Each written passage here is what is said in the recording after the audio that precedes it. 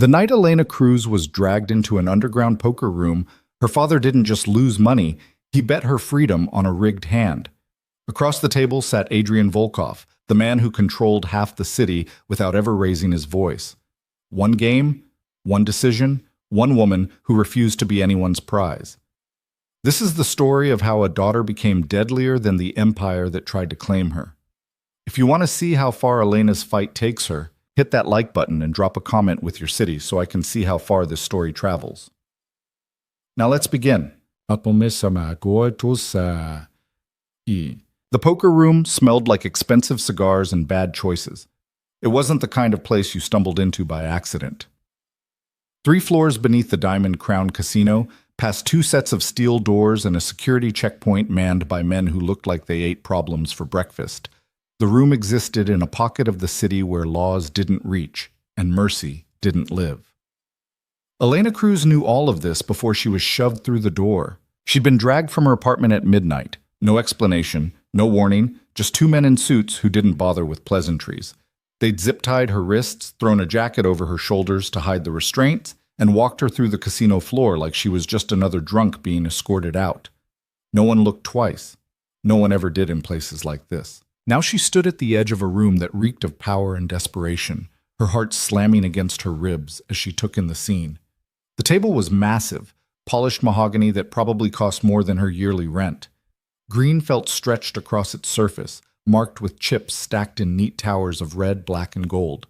5 men sat around it, but Elena's eyes locked on only one, her father. Victor Cruz sat hunched in his chair like a man already beaten, his shirt collar dark with sweat, his hands trembling as they gripped the edge of the table. He didn't look at her, wouldn't meet her eyes. That told her everything she needed to know. "Jesus Christ, Dad," she breathed, but her voice didn't carry over the low murmur of conversation. One of the men holding her arm gave her a rough shove forward. "Move!" She stumbled, catching herself against the back of an empty chair. The conversation died instantly. Every head turned toward her. "Ah," said a voice from the far end of the table. "Our final piece has arrived." The man who spoke didn't raise his voice, but the words cut through the room like a blade. Elena's gaze snapped to him, and for a second she forgot how to breathe. Adrian Volkov. She'd never seen him in person before, but she knew the name. Everyone in the city knew the name. You didn't run an empire like his without becoming a ghost story parents told their kids. Behave, or Volkov's men will come for you in the night. He looked younger than she'd expected. Mid-30s maybe, with sharp features and dark hair swept back from a face that could have belonged to a banker or a college professor if not for the coldness in his eyes. He wore a black suit tailored so perfectly it looked like it had been painted on, and when he tilted his head to study her, Elena felt like she was being dissected. "Miss Cruz," he said, and the way he pronounced her name made it sound like he already knew everything about her. "Please, sit." "I'm not sitting anywhere until someone tells me what the hell is going on." Her voice came out steadier than she felt. Small victory.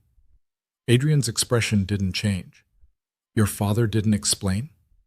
"My father hasn't said a goddamn word to me in 3 months. That got a reaction. Victor flinched like she'd slapped him, his shoulders curling further inward. One of the other men at the table, a thick-necked guy with gold rings on every finger, let out a low whistle. "Feisty," Gold Ring said, grinning. "I like her already." Adrian silenced him with a glance. Then he looked back at Elena, and this time there was something almost like curiosity in his expression. "Your father," he said carefully, "owes a significant amount of money to several people in this room. Tonight was supposed to settle those debts." Elena's stomach dropped.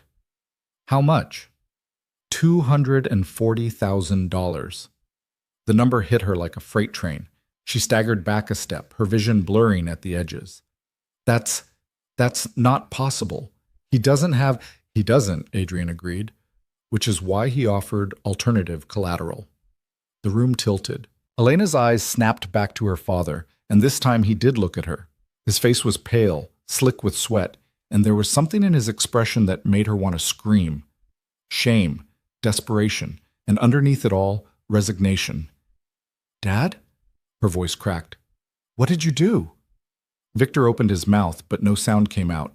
Instead, it was Adrian who answered.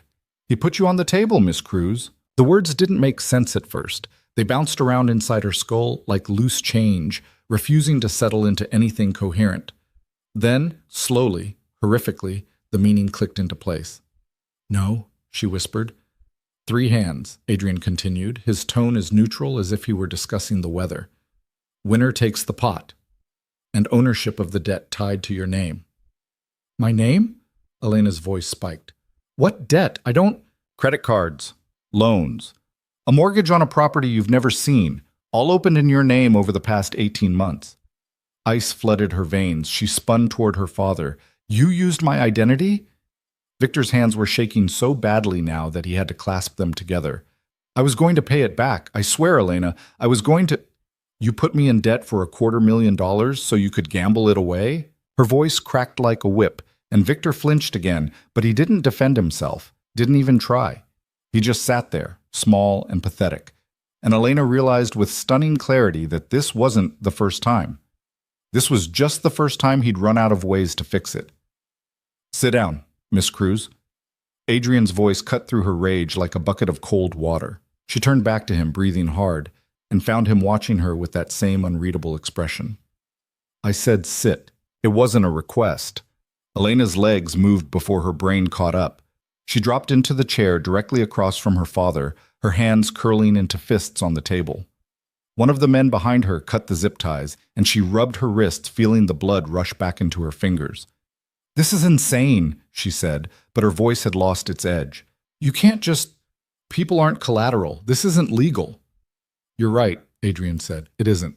He leaned back in his chair, steepling his fingers beneath his chin. "But legality is a question of enforcement, Miss Cruz. And no one in this room is interested in involving the authorities." Gold Rings chuckled. "That's one way to put it." Elena's gaze darted around the table, taking in the other players for the first time. There were 4 of them, not counting Adrian. Gold Rings sat to her father's left, still grinning like this was the best entertainment he'd had all week. Next to him was a thin man in wire-rimmed glasses who looked like an accountant but carried himself like a snake. Across from them sat a woman in her 50s with platinum hair and an expression that could cut glass. And at the far end, Elena's breath caught. The man at the end of the table was younger than the others, maybe late 20s, with slicked back hair and a suit that screamed money. But it was the way he looked at Adrian that made her skin crawl. There was something wrong in that gaze, something hungry. "Marco DeLuca," Adrian said, following her line of sight. "My associate." The way he said associate made it sound like a threat. Marco smiled at her. It didn't reach his eyes. "Pleasure." Elena didn't respond. She turned back to Adrian, her mind racing. "So what happens now?" "Now?" Adrian picked up the deck of cards in front of him, his movements precise and controlled. "Now we finish the game. And if you win, then the debt transfers to me, along with the responsibility of deciding what to do with you." The words hung in the air like smoke. Elena's pulse hammered in her ears. "And if someone else wins?" Adrian didn't answer. He didn't have to. The way Gold Rings was looking at her said everything.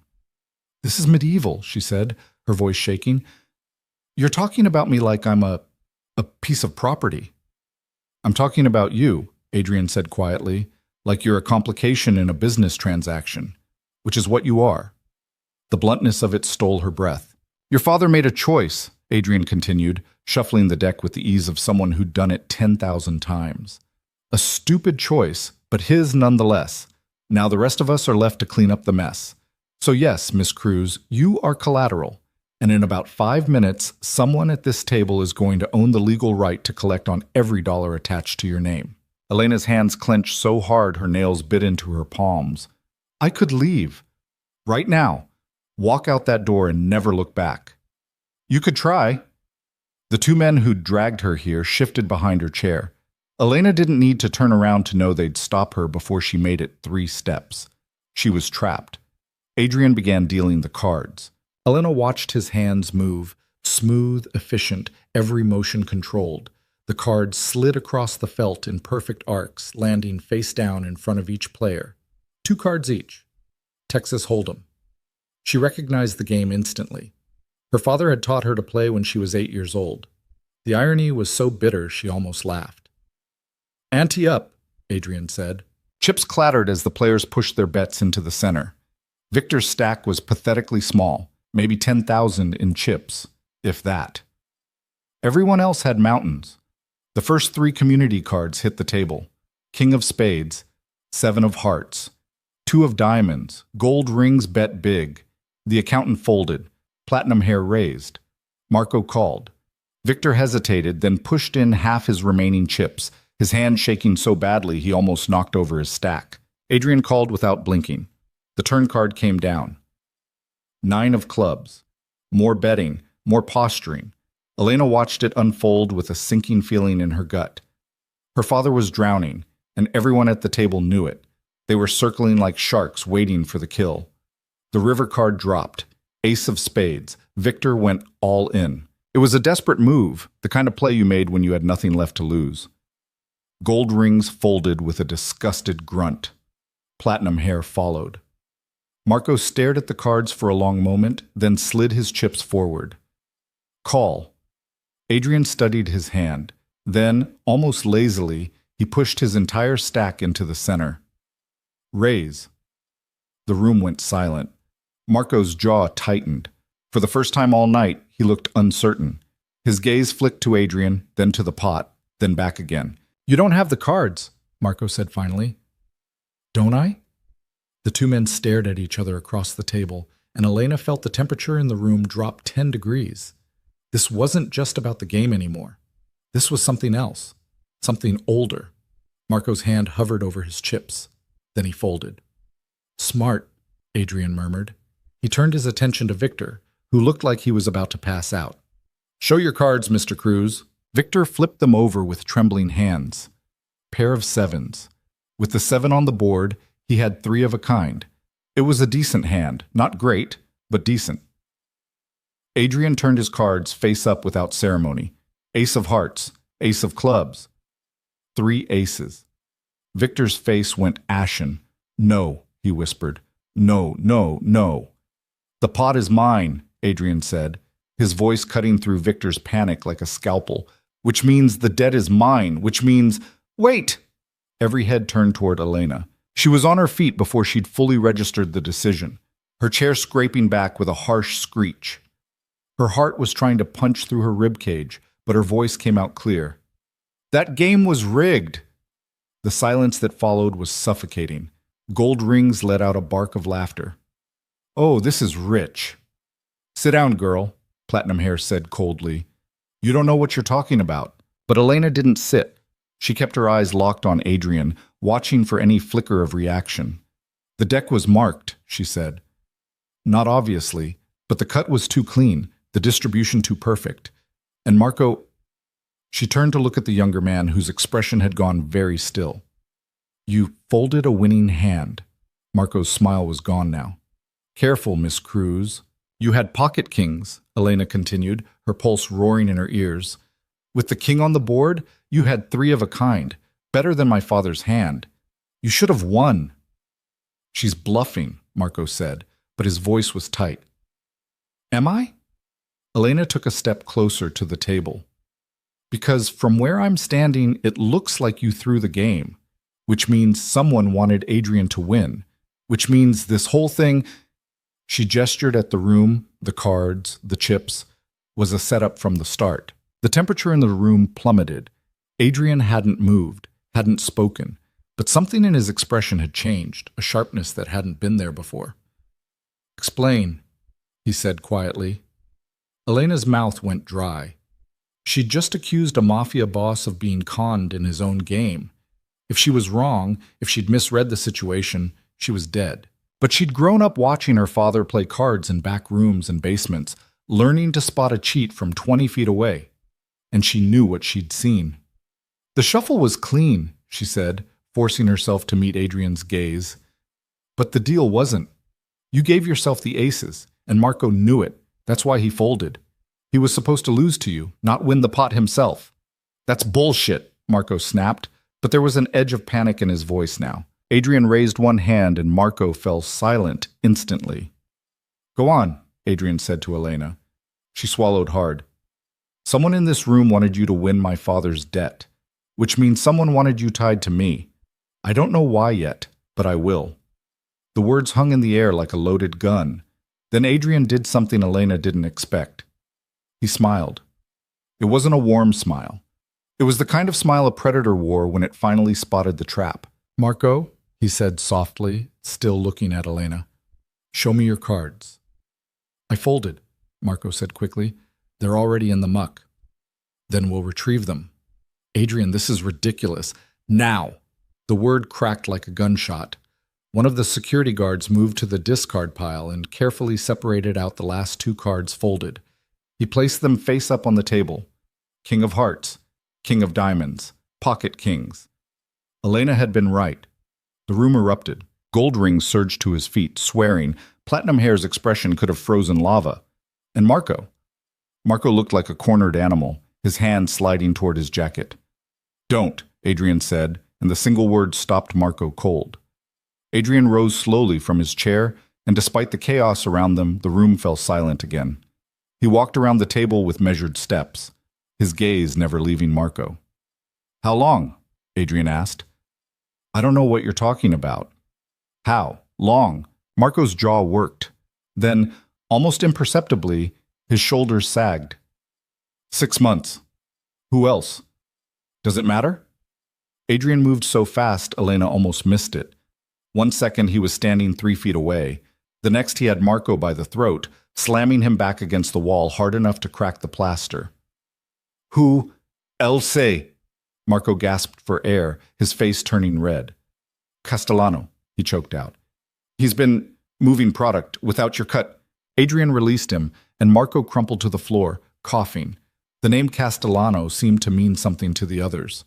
Gold Rings went pale. Platinum Hair stood abruptly, her chair clattering backward. "If Castellano's involved," she said tightly, "then we're all exposed." "Not all of us," Adrian said. His voice was eerily calm now, the rage locked down behind iron control. "Some of us didn't betray our partners." He turned to Elena, and she fought the urge to step back. "You just dismantled a conspiracy 6 months in the making," he said. "In under 3 minutes, using nothing but observation." Elena's throat was too dry to respond. Adrian studied her for a long moment, something calculating moving behind his eyes. Then he looked at the security guards. "Take Marco downstairs. I'll deal with him later." The guards moved instantly, hauling Marco to his feet. He didn't resist, but the look he shot Elena as they dragged him past could have stripped paint. "You just signed your death warrant," he hissed. Then he was gone, the door slamming shut behind him. Elena stood frozen in the center of the room, her entire body trembling with adrenaline.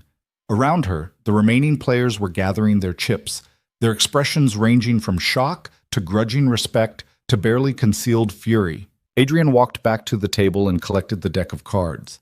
He held them up to the light, examining them with the kind of focus most people reserved for bomb disposal.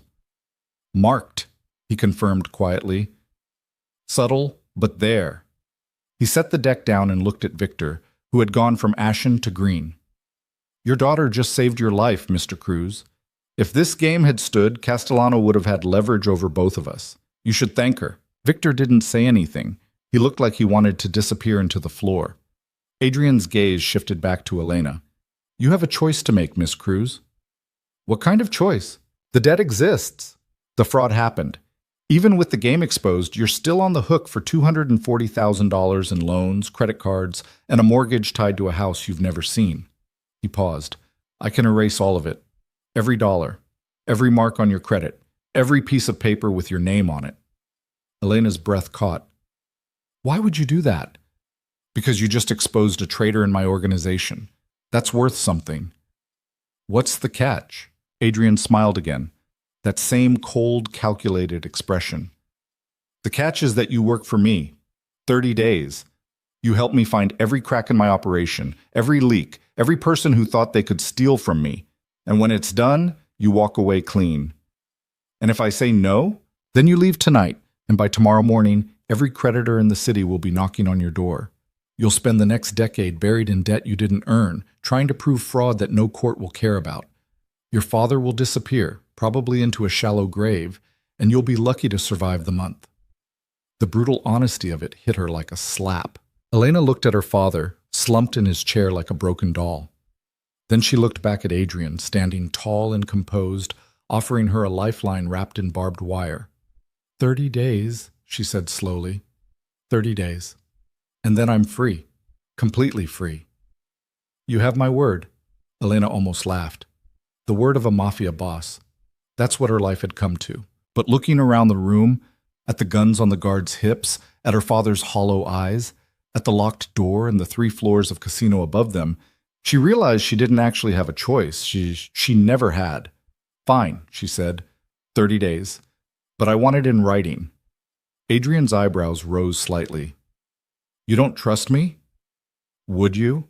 He considered that for a moment. Then he reached into his jacket and pulled out a pen. He scrawled something on the back of one of the discarded playing cards, the ace of spades, and slid it across the table to her. Elena picked it up. The handwriting was sharp, precise. 30 days. Full debt erasure upon completion. No obligations beyond the agreed term. AV.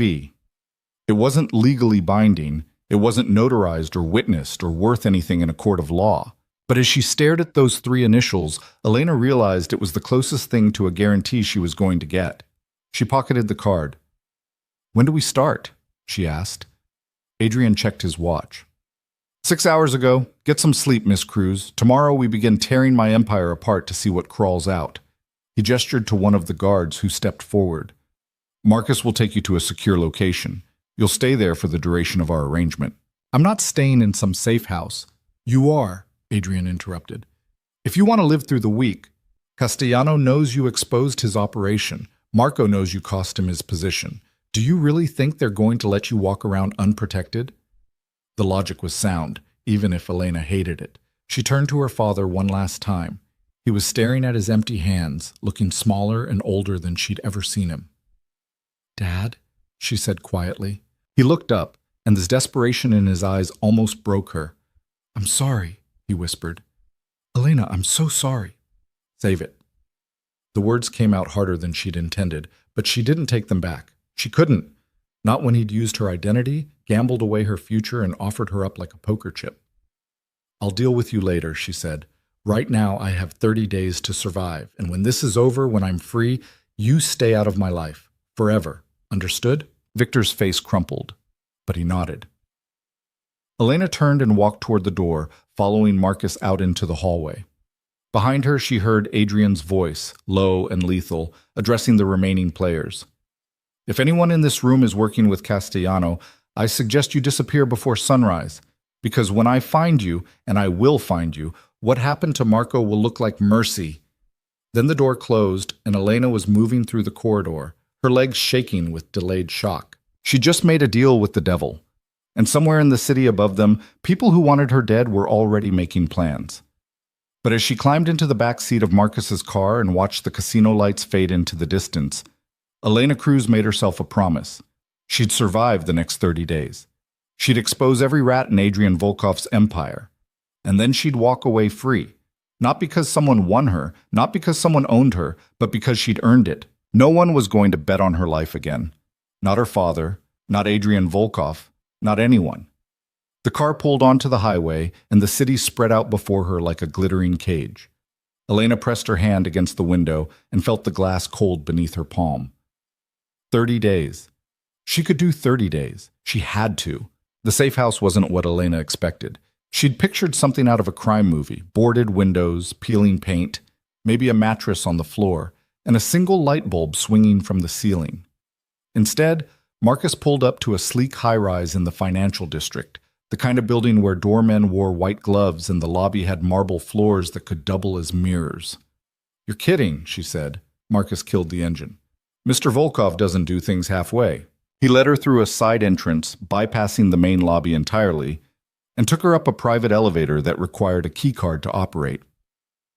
They rode in silence to the 23rd floor, and when the doors opened, Elena stepped into a penthouse that probably cost more per month than she'd earned in the last year. Floor-to-ceiling windows overlooked the city, modern furniture in shades of gray and white, a kitchen with appliances that looked like they belonged in a spaceship, and in the corner, a telescope pointed at the skyline like someone actually spent time stargazing from a building surrounded by light pollution. There's food in the fridge, Marcus said, handing her the key card. Clothes in the bedroom closet, your size. Don't leave without calling first. Someone will be watching the building at all times. So I'm a prisoner. You're protected. There's a difference. Marcus left before she could argue, and Elena found herself alone in a space that felt more like a museum than a home. She walked to the windows and pressed her forehead against the glass, staring down at the streets below.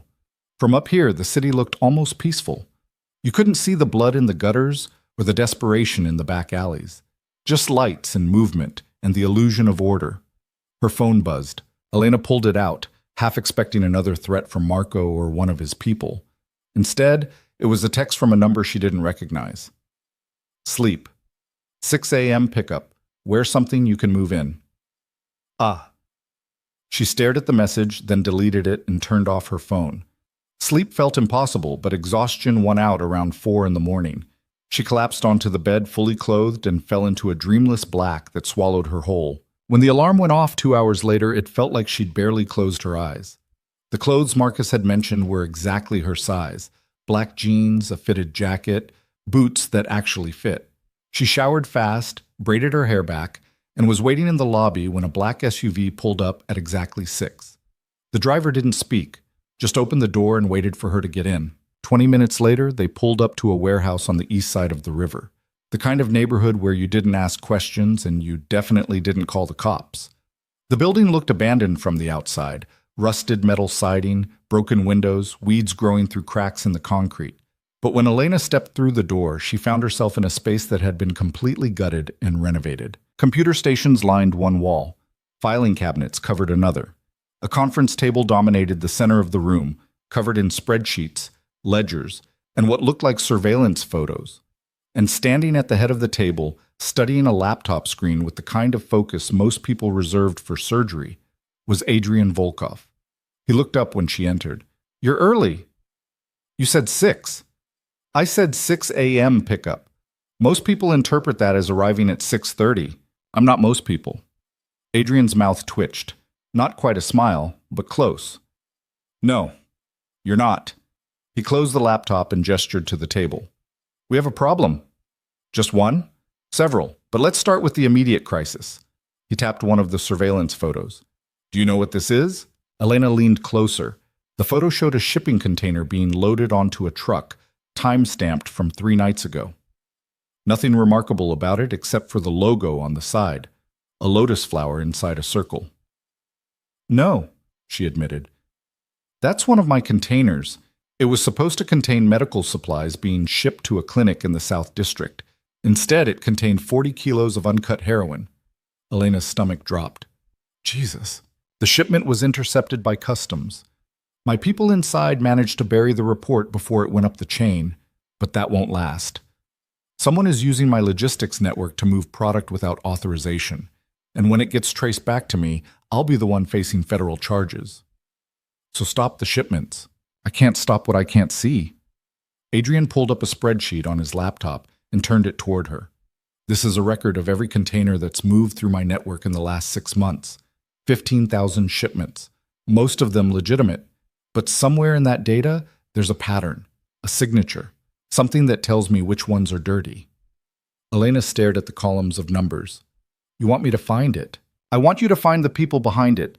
The pattern is just the starting point. I'm not an analyst, She stopped, realizing she didn't actually know what she was anymore. A victim? A conspirator? A weapon? You're someone who can spot a rigged game, Adrian said quietly. That's exactly what this is. Someone is playing me, using my own infrastructure against me, and you're going to help me figure out who. He pulled out a chair. Sit. We have a lot of work to do. The next 6 hours were brutal. Adrian walked her through the structure of his operation. Legitimate businesses layered over less legitimate ones. Money flowing through a dozen shell companies.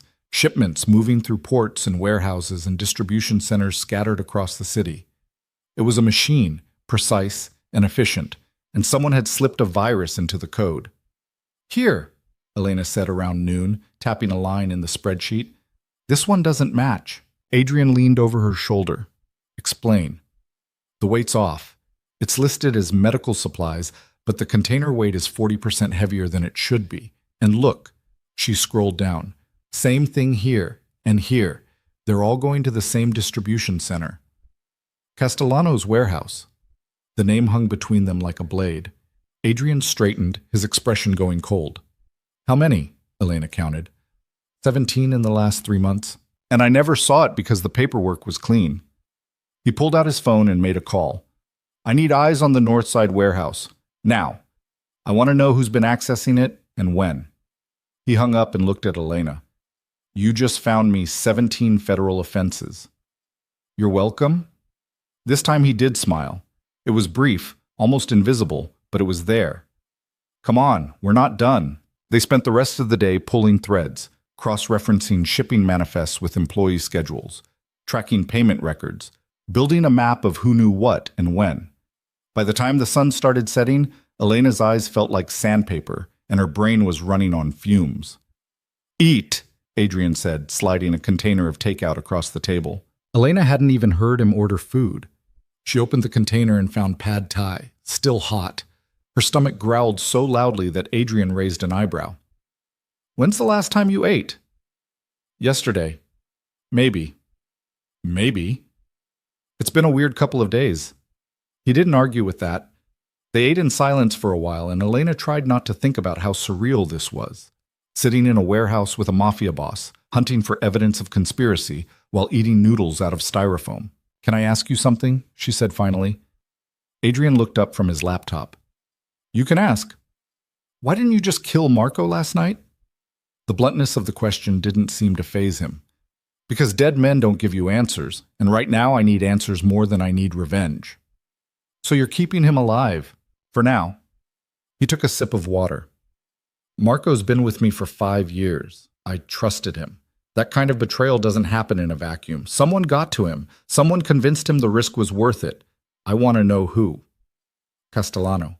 Maybe. Or maybe Castellano is just another player. Adrian set down his fork.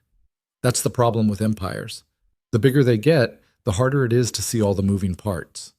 You start relying on people, delegating authority, and eventually someone realizes they can take a piece for themselves. So why build it in the first place? The question came out before Elena could stop it, and she immediately regretted it. You didn't interrogate men like Adrian Volkov about their life choices. But he didn't shut her down. Instead, he leaned back in his chair, studying her with that same calculating gaze. Control, he said finally. When you grow up with nothing, you learn fast that the world doesn't give you anything for free. You want safety? You take it. You want power? You build it. And once you have it, you hold on with both hands because you know how easily it can slip away. There was something raw in his voice, something that didn't match the cold precision she'd seen so far. For just a second, Elena caught a glimpse of the person beneath the armor.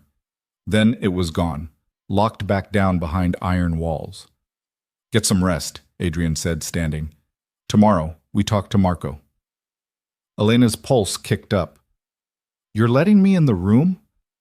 You're the one who caught him. You've earned it. He walked toward the door, then paused and looked back. For what it's worth, Miss Cruz, your father's an idiot. But he raised someone sharp. Don't waste it. Then he was gone, leaving Elena alone with the remnants of dinner and a compliment that felt more dangerous than any threat. The next morning, Marcus picked her up at 5:30 and drove her to a location she was pretty sure didn't exist on any official map.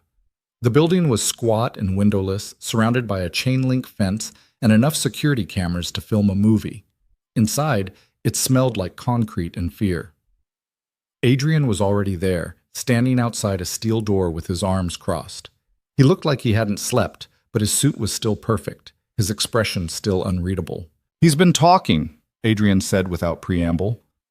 Not saying much, but talking. What's he said so far? That he doesn't know anything. That it was all Castellano's idea. That he's just a soldier following orders.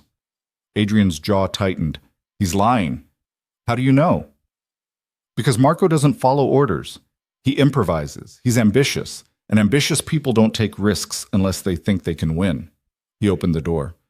Let's see if you can get him to admit it. The room on the other side was small and cold. A single table, 2 chairs, and a mirror that was definitely two-way glass. And sitting in one of the chairs, wrists cuffed to the table, was Marco De Luca. He looked worse than he had 2 nights ago.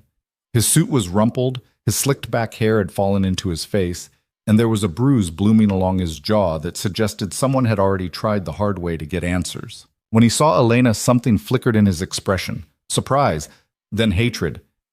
"You brought her?" Marco's laugh was harsh. "What, you need a schoolgirl to do your interrogations now?" Adrian pulled out the second chair and gestured for Elena to sit. She did, keeping her hands flat on the table, trying to project calm she didn't feel.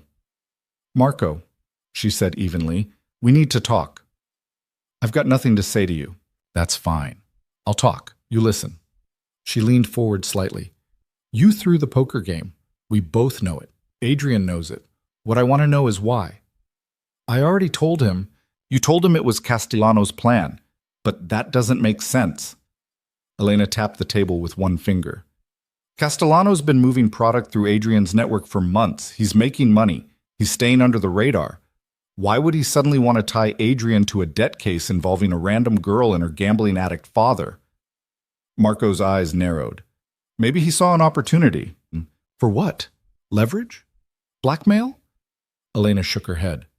No, that's too sloppy, too visible. If Castellano wanted leverage on Adrian, there are a dozen better ways to get it. This wasn't about leverage. This was about distraction. She saw it then, the tiniest flinch. Barely visible, but there. Got you. Someone wanted Adrian focused on me, Elena continued. Someone wanted him looking at debt fraud and rigged poker games while something else was happening. What was it, Marco? What were you covering for? I don't know what you're talking about. The shipments, she pressed. 17 containers in 3 months, all dirty, all moving through Castellano's warehouse. But that's not the end of it, is it? There's something bigger coming, something you needed Adrian distracted for. Marco's jaw worked. You're guessing. Am I? She held his gaze, and for a long moment neither of them blinked. Then Marco let out a long breath and slumped back in his chair. There's a shipment coming in Friday, he said finally. Port of Los Angeles. Container marked as industrial equipment. It's actually 200 kilos of fentanyl. Elena's blood went cold. 200 kilos. That wasn't a side hustle. That was a war. Adrian's voice cut through the silence like a knife. And you were going to let it come through my port, using my credentials, tying it directly to me. Marco didn't deny it. Castellano said if it worked, we'd split the profit, 50-50. Enough to disappear and start over somewhere clean. And if it didn't work, then you'd take the fall. Castellano walks away. I walk away. Everybody wins. Except me. Yeah, Marco laughed bitterly. Except you. But that's the game, isn't it? Someone's always the mark. Adrian was silent for a long time. When he finally spoke, his voice was so cold it could have frozen blood. Give me the details. Container number, shipping company, contact name, everything. Marco rattled off the information like he was reading a grocery list. Elena committed it to memory, every word, every number. When he was done, Adrian looked at her.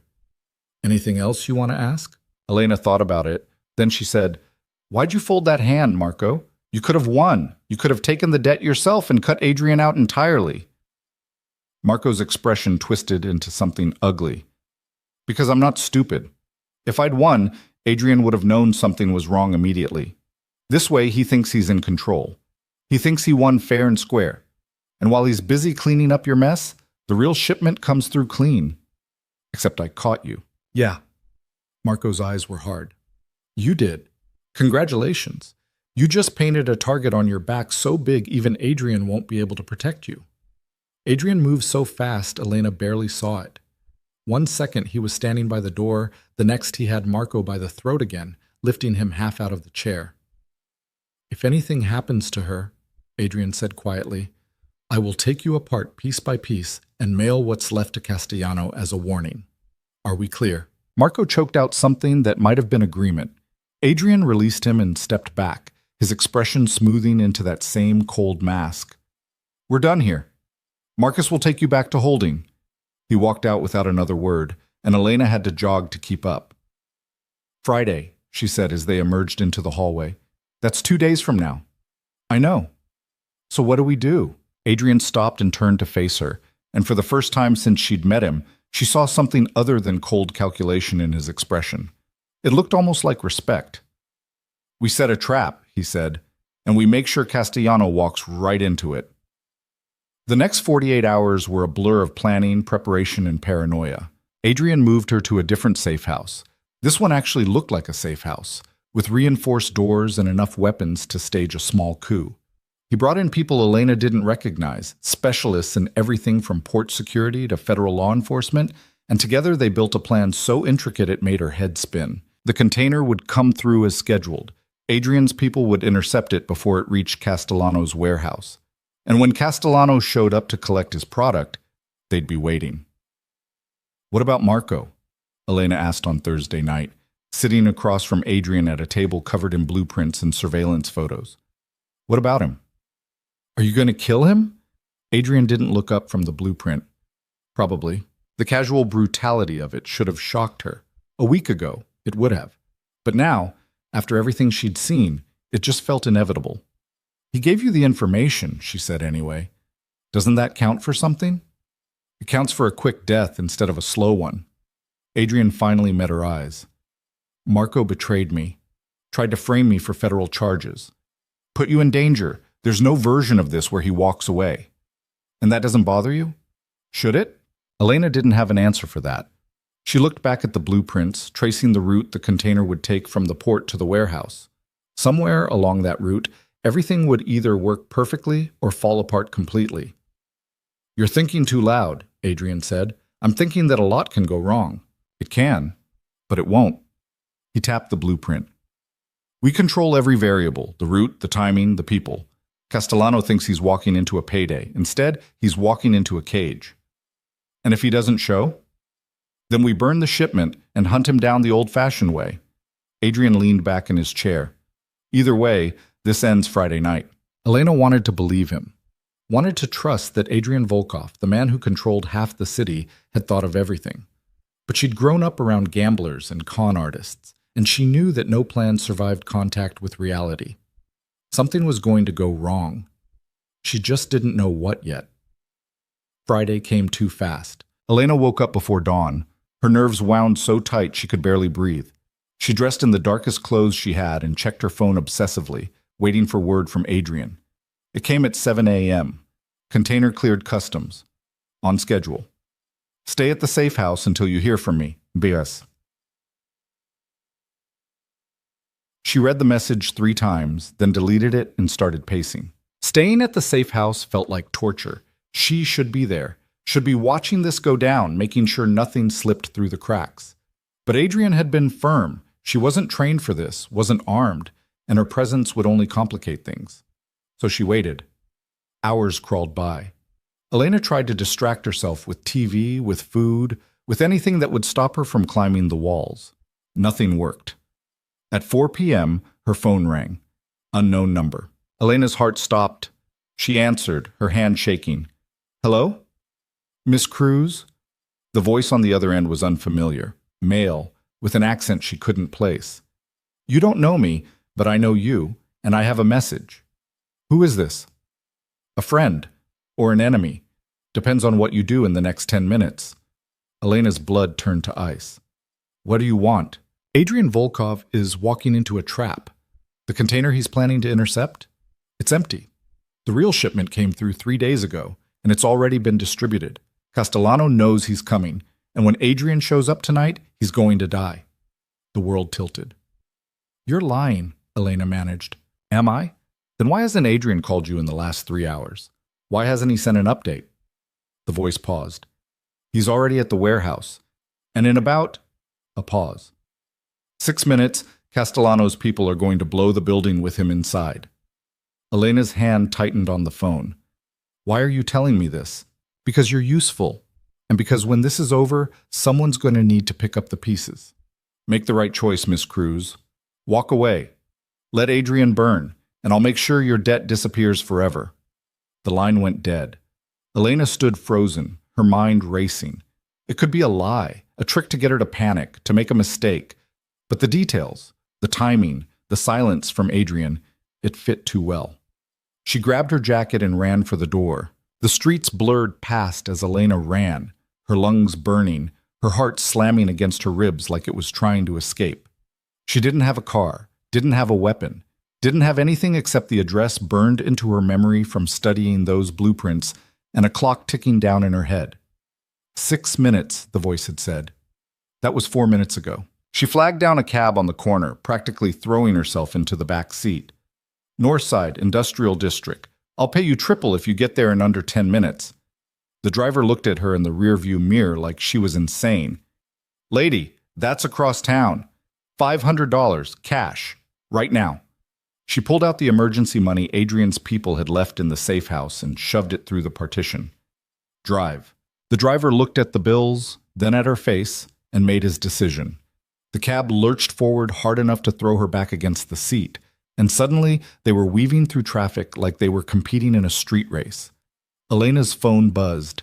She looked down, praying it was Adrian telling her this was all a mistake, that he was fine, that everything was under control.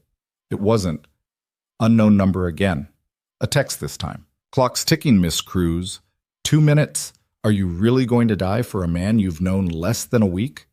Her hands shook as she deleted the message. The cab driver was pushing 70 down a residential street, running red lights, and Elena couldn't even tell him to slow down because they weren't moving fast enough. The warehouse came into view, a massive concrete structure surrounded by chain-link fence, dark except for a single light burning over the loading dock. 3 black SUVs were parked outside, the same kind Adrian's people drove. Here, Elena gasped. Stop here. The cab screeched to a halt half a block away. Elena threw open the door and ran, her boots pounding against cracked asphalt. The fence had a gate, padlocked, but there was a gap 20 feet down where the links had been cut and poorly repaired. She squeezed through, tearing her jacket, and sprinted toward the building. No guards outside. That was wrong. Adrian always posted guards. She hit the loading dock door and yanked it open. The interior was dark, cavernous, filled with shipping containers stacked 3 high. Emergency lights cast everything in sickly yellow, and the air smelled like oil and rust and something else, something chemical that made her eyes water. Adrian! Her voice echoed off metal walls. Adrian, where are you? No answer. Elena moved deeper into the warehouse, her pulse hammering so loud she could barely hear her own footsteps. She passed between 2 containers, then froze. There, 20 feet ahead, in the center of a clear space between stacks of cargo, Adrian Volkov stood with his back to her. He wasn't alone. 4 of his men surrounded him, weapons drawn but pointed at the ground. And facing them, standing in a half circle with their own guns raised, were 6 men Elena didn't recognize. In the middle of it all, looking relaxed despite the standoff, was a man in an expensive suit who could only be Castellano. He was older than Elena expected, 50s maybe, with silver hair and the kind of face that probably looked friendly until you saw his eyes. Right now, those eyes were fixed on Adrian with the intensity of a snake watching a mouse. You're predictable, Volkov, Castellano was saying. That's always been your weakness. You think you're 10 steps ahead, but really you're just following the same playbook over and over. Adrian's voice was ice. Is that why you're pointing guns at me in my own warehouse? Your warehouse? Castellano laughed. That's the thing about empires built on fear. The second someone stops being afraid, the whole thing falls apart. And I stopped being afraid of you about 6 months ago. When you started stealing from me. When I started taking what should have been mine from the beginning. Castellano took a step closer. You think you run this city? You're just a figurehead. The real power is in the supply chain, and I control that now. Your network, your ports, your distribution, it's all mine. You just haven't figured it out yet. Elena's mind raced. She needed to do something, needed to move, but there were too many guns and too few options. If she ran forward, they'd see her. If she ran back, Adrian would die. Then she saw it. 10 feet to her left, half hidden behind a shipping container, was a control panel. Switches and buttons and a lever marked emergency shutdown. She didn't know what it controlled, ventilation maybe, or the loading dock doors, but it didn't matter. She just needed a distraction. Elena moved as quietly as she could, staying low, using the containers as cover. Her fingers found the lever. She said a silent prayer to whoever was listening, and pulled. The warehouse erupted in chaos. Alarms shrieked. Emergency lights strobed red and white. Somewhere overhead, a sprinkler system kicked in, dumping water across the entire space. And the loading dock doors, massive steel things that weighed probably a ton each, began grinding closed with a sound like the world ending. Everyone spun towards the noise. Adrian moved first. He drove his elbow backward into the gut of the man closest to him, grabbed the gun from the man's holster, and put 3 rounds into Castellano's people before anyone else had processed what was happening. His men followed his lead, and suddenly the warehouse was a war zone. Gunfire echoed like thunder. Muzzle flashes lit up the dark. Elena pressed herself against the container, hands over her ears, trying to make herself as small as possible. "Fall back," Adrian's voice cut through the noise. "Fall back to the east exit." His men moved as a unit, covering each other as they retreated deeper into the warehouse. Castellano's people returned fire, bullets sparking off metal, but they were disorganized now, shouting over each other. Elena saw Adrian glance back, scanning the space, and for one horrible second their eyes met. His expression went from cold focus to something close to panic in an instant. "Elena!" He changed direction, moving toward her instead of the exit. "What the hell are you doing here?" "Saving your life," she shouted back. "You're going to get yourself killed." A bullet punched through the container 6 inches from her head. Elena yelped and dropped to the ground. Adrian reached her a second later, grabbed her arm, and dragged her behind a stack of crates. "I told you to stay at the safe house," he said, and he actually sounded angry. "Someone called me, said this was a trap, said Castellano was going to blow the building with you inside." Adrian's jaw tightened. "When?" 15 minutes ago. They said I had 6 minutes." He looked at his watch, then his expression changed. "They were stalling you." "What?" "Keeping you on the phone, making sure you didn't warn me until it was too late." He pulled out his own phone, checked something, and swore viciously. "We need to leave. Right now." "Why? What's—" The explosion cut her off. It started on the far side of the warehouse, a massive boom that shook the entire structure. Fire bloomed orange and white, consuming 2 shipping containers in seconds. The shockwave knocked Elena off her feet, and if Adrian hadn't grabbed her jacket, she would have slammed face first into concrete. "Move!" He hauled her upright and started running, still gripping her arm. "East exit! Go, go, go! Go!" They ran through smoke and fire, dodging falling debris. Behind them, Elena could hear screaming. Castellano's men, maybe, or Adrian's. She couldn't tell anymore. Another explosion rocked the building, closer this time, and part of the ceiling collapsed in a shower of sparks and twisted metal. Adrian kicked open a door marked Emergency Exit and shoved Elena through. They burst out into an alley just as a third explosion tore through the warehouse's center. The building groaned, steel support beams warping under the heat, and then the whole western wall came down in a roar of destruction. Elena stumbled, her ears ringing, her vision swimming with afterimages. Adrian caught her before she fell and kept them moving, away from the building, away from the fire. They made it 3 blocks before he finally stopped, pulling her into the shadows between 2 buildings. His face was streaked with soot, and there was blood on his collar, but he didn't look hurt. "Are you hit?" he demanded, running his hands over her shoulders, her arms, checking for wounds. "I'm fine. Are you—" "I'm fine." He stepped back, his expression shuddering. "What the hell were you thinking?" "I was thinking you were about to die." "So you ran into a firefight unarmed and untrained because a stranger on the phone told you to?" His voice was sharp enough to cut. "That's the kind of decision that gets people killed, Elena." "You're welcome, by the way," she shot back, "for the distraction that kept you from getting executed. I had it under control. You had 6 guns pointed at you, and I've had worse." Adrian ran a hand through his hair, frustration radiating off him in waves. "You don't understand what you just walked into. Castellano wasn't bluffing. Those explosions were pre-planted charges. If we'd been 30 seconds slower, we weren't. But we could have been." He grabbed her shoulders again, but gently this time. "You can't do things like this. You can't put yourself in that kind of danger." "Why not? You do it all the time." "That's different." "How?" "Because I'm expendable." The words came out harsh, raw. "Because if I die, someone else takes over. The empire keeps running. But you—" He stopped himself, his grip tightening. "You're not part of this world. You shouldn't be." Elena stared at him, something clicking into place. "But I am. The second my father put me on that table, I became part of this. There's no going back." Adrian didn't have an answer for that. He just looked at her, his expression complicated in ways she couldn't read. Then his phone rang. He pulled it out, checked the screen, and answered. Talk. Elena couldn't hear the other side of the conversation, but she watched Adrian's expression darken with every second. How many? A pause. Jesus. What about Castellano?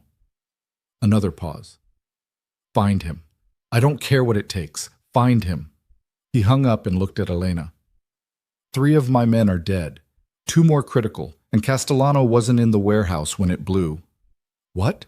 He left before the first explosion. Someone tipped him off. Adrian's eyes were cold now, all the earlier concern locked back down. Which means we have a leak, and it's not Marco. Elena's mind raced. The phone call, the one warning me, it wasn't trying to save you, it was trying to get me out of the safe house. Why? I don't know, but they knew I'd run if I thought you were in danger. They counted on it. She thought back to the voice on the phone. Male, accent she couldn't place. They said when this was over, someone would need to pick up the pieces. They said they'd clear my debt if I walked away. Adrian's expression went very still. They tried to recruit you. Looks like it. And you came here anyway. Elena met his eyes. I made a deal, 30 days. I'm not walking away before it's done. Something shifted in Adrian's face. Not quite a smile, but close. You're either incredibly loyal or incredibly stupid. Can it be both? This time he did smile, brief and unexpected. Then his phone buzzed again. He checked it, and the smile vanished. We need to move. Castellano's people know we got out. They'll be looking for us. Where do we go? Somewhere they won't think to look. He started walking, and Elena fell into step beside him. I have a place outside the city, off the books. We'll regroup there. They walked in silence for a while, sticking to back alleys and side streets. Elena's adrenaline was starting to crash, leaving her shaky and cold. She could still smell smoke in her hair, could still hear the echo of gunfire. Adrian, she said quietly, that call. They knew exactly when to call me. They knew I'd panic. They knew I'd run. Someone's been watching you. For how long? I don't know, but we're going to find out. He glanced at her. Did you recognize the voice? No, but... Elena stopped walking. Wait, they said the real shipment came through 3 days ago. How would they know that unless they were involved? Adrian's eyes sharpened. What else did they say? Exact words. Elena closed her eyes, replaying the conversation. They said the container you were planning to intercept was empty, that the real shipment was already distributed, and that when this was over, someone would need to pick up the pieces. Pick up the pieces, Adrian repeated. Not take over, not seize control. Pick up the pieces. What's the difference? The difference is intent. He started walking again, faster now. Someone's not trying to destroy my empire.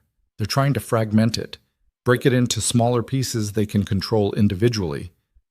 That's worse than just taking over. Much worse. Because it means this isn't about money or territory.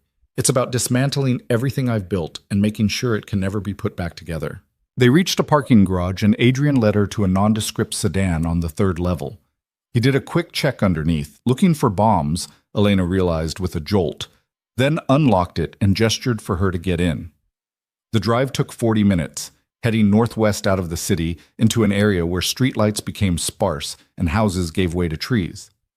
Adrian didn't speak, his attention split between the road and the rear-view mirror, checking constantly for tails. Finally, he turned down a private road marked no trespassing and drove another mile before pulling up to a small cabin tucked into the woods.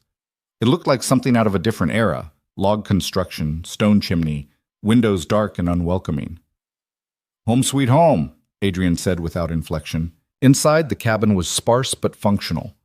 One main room with a kitchenette, a bathroom, and a loft bedroom accessible by ladder. Adrian went straight to a cabinet, pulled out a first aid kit, and tossed it to Elena. Clean yourself up. There's blood on your temple. Elena touched her face, and her fingers came away red. She hadn't even felt it happen. She went to the bathroom and looked in the mirror. The cut was small, just above her eyebrow, probably from flying debris. She cleaned it carefully, watching herself in the mirror and trying to process the fact that she'd just survived her first firefight. When she came back out, Adrian had started a fire in the stone fireplace and was sitting on the floor in front of it, his jacket discarded, his shirt sleeves rolled up. He'd cleaned the blood off his neck, and Elena could see a graze wound along his collarbone. "You said you were fine," she said. "I am fine. It's shallow. Let me look at it." "Elena, let me look at it." He sighed, but didn't stop her when she sat down beside him with the first aid kit. The wound was exactly what he'd said, a graze, not deep, but it needed to be cleaned and bandaged. She worked carefully, aware of how close they were, how quiet the cabin was. "You didn't have to come after me," Adrian said finally. "Yeah, I did." "Why?" Elena didn't have a good answer for that. Or maybe she did, and she just didn't want to say it out loud. That somewhere in the last week, this had stopped being about survival and started being about something else. That when she'd gotten that call, the only thing she could think was not him. "Because no one else was going to," she said instead. Adrian was quiet for a long moment. Then he said, "Your 30 days are up in 3 weeks. When this is over, you can walk away clean. New identity if you want it. Money to start over. Whatever you need." "I know. So why risk it? Why not just wait it out at the safe house?" Elena finished bandaging his shoulder and sat back. "Because I'm tired of watching other people make decisions about my life. My father. Castellano. Even you, at the beginning. Everyone acting like I'm just a piece on the board." "You're not," Adrian said quietly. "Then what am I?" He looked at her, and for the first time since they'd met, there was no calculation in his expression. No strategy. Just something raw and honest that made her chest tighten. "I don't know yet," he admitted, "but you're not a piece on the board." The fire crackled between them, and Elena realized her hands were shaking, not from fear this time, from something else entirely. "We should sleep," she said, standing up quickly. "Figure out the next move in the morning." Adrian nodded. "You take the loft. I'll stay down here." Elena climbed the ladder and collapsed onto the narrow bed, still fully clothed. Her mind was racing, replaying the explosion, the phone call, the look in Adrian's eyes when he'd realized she was in the warehouse. Below, she could hear him moving around, checking windows, securing the door, making sure they were safe. She closed her eyes and tried to sleep, but all she could see was fire. Morning came cold and gray. Elena woke to the smell of coffee and found Adrian already awake, sitting at the small table with his laptop open. He looked like he'd been up for hours. "Anything?" she asked, climbing down from the loft. "Castellano's gone to ground. No one's seen him since last night, but I've got people looking." He pushed a mug of coffee toward her. "Drink. We have work to do." "What kind of work?" Adrian turned the laptop toward her. On the screen was a list of names, maybe 30 of them, with notes beside each one. Locations. Connections.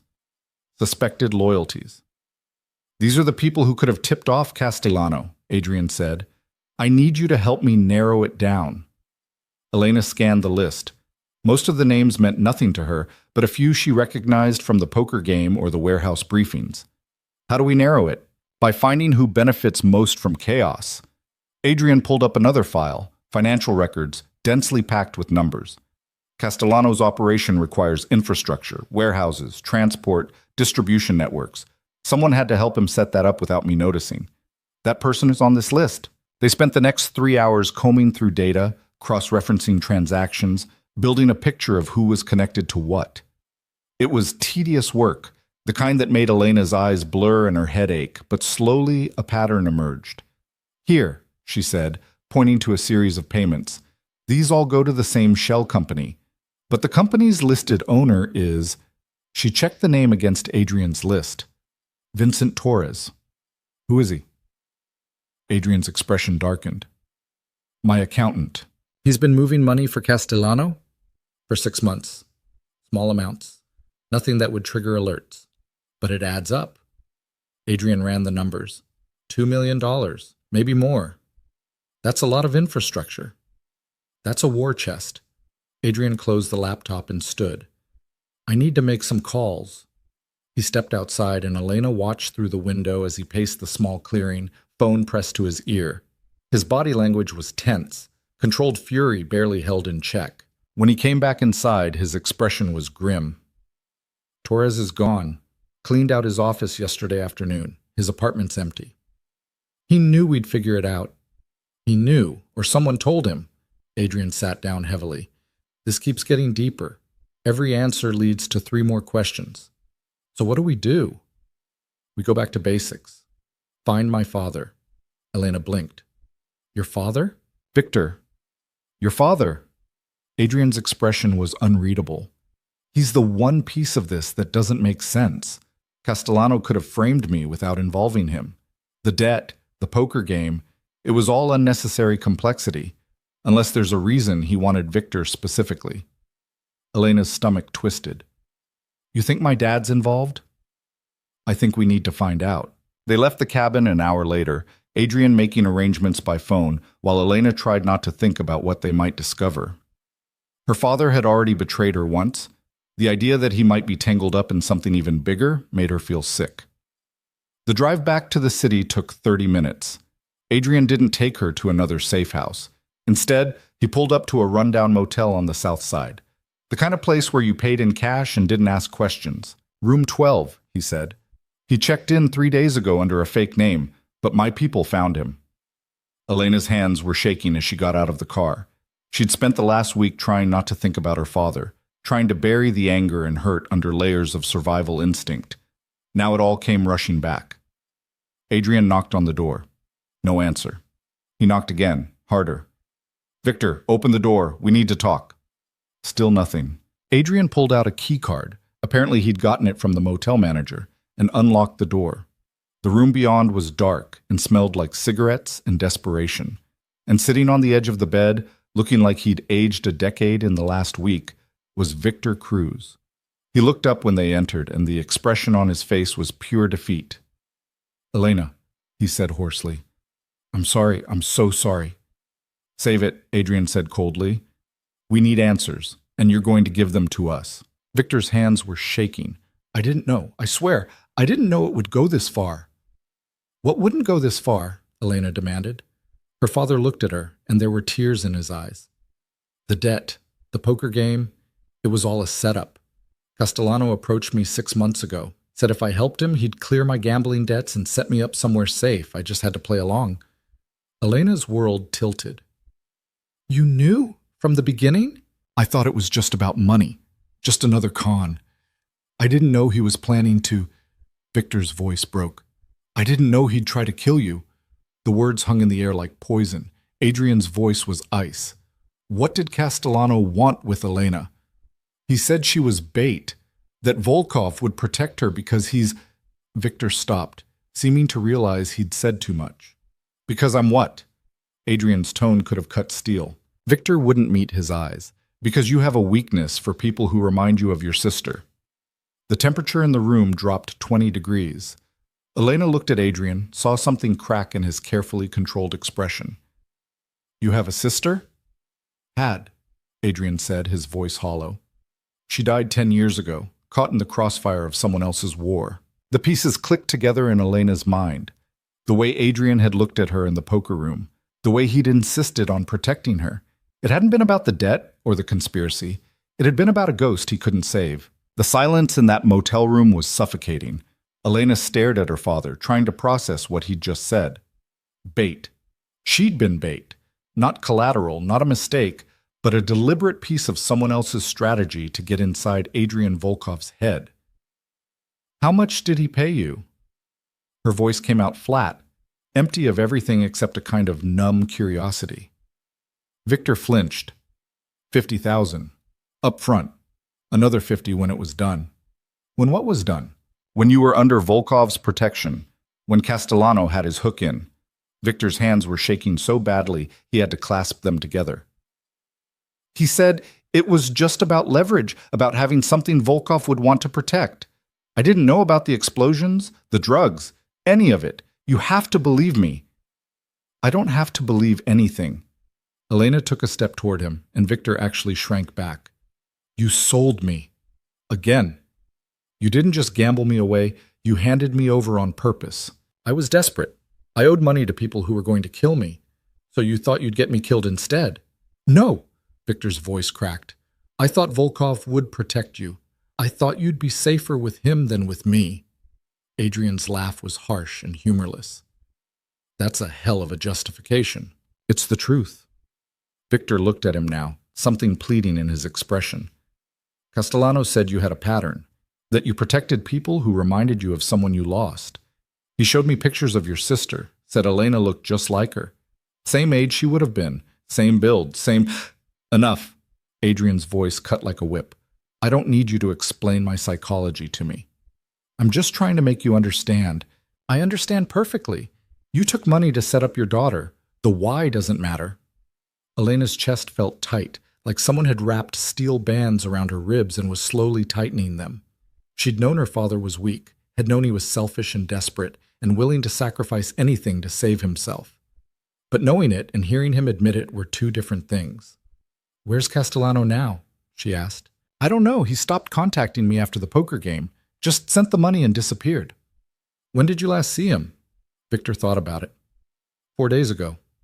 He came here, said things were moving faster than planned, said I should stay out of sight until it was over. Did he say what was moving faster? Adrian asked. No, just that you were proving harder to kill than expected. Victor looked at Adrian with something almost like respect. He didn't expect you to figure out the shipping manifest so fast, didn't expect Elena to spot the rigged game. Where was he going? When he left here, where was he headed? I don't know. He didn't tell me anything. Adrian pulled out his phone and made a call. I need a trace on Victor Cruz's phone. Every call, every text, everyone he's been in contact with for the last 6 months. He paused. I don't care if it takes all night. Do it. He hung up and looked at Elena. We should go. But Elena didn't move. She was still staring at her father, this man who'd raised her and ruined her in equal measure, and trying to figure out if she felt anything at all. You're pathetic, she said finally. You know that? Victor's face crumbled. Elena, please. No, I'm done. She turned toward the door, then stopped and looked back.